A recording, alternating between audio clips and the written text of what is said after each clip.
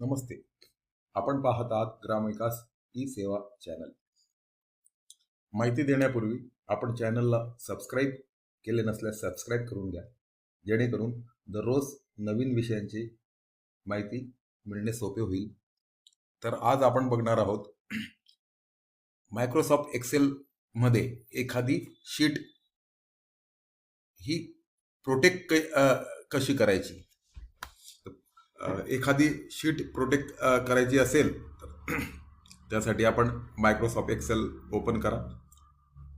त्यानंतर आपल्याला जी शीट आपल्याला प्रोटेक्ट करायची आहे त्यासाठी बघा, जिथे कर्सर आहे तिथे क्लिक करायचं आहे.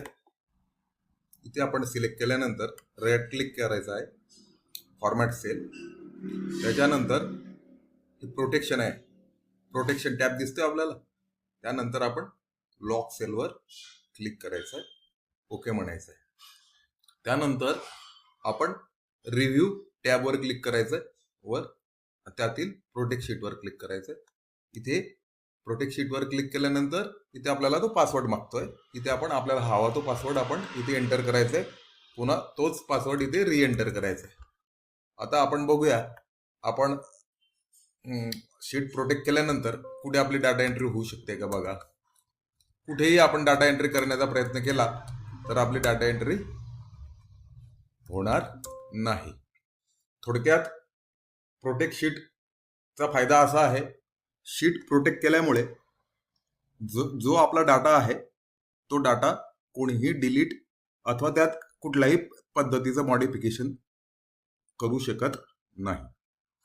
तर आपण संपूर्ण शीट प्रोटेक्ट कशी करावी हे पाहिलंय. आता आपण एखाद्या शीट मधील रो किंवा एखादा कॉलम कसा प्रोटेक्ट करायचा आहे तो आपण बघूया. तर आपण पुन्हा आपण त्या शीटवर जाऊया.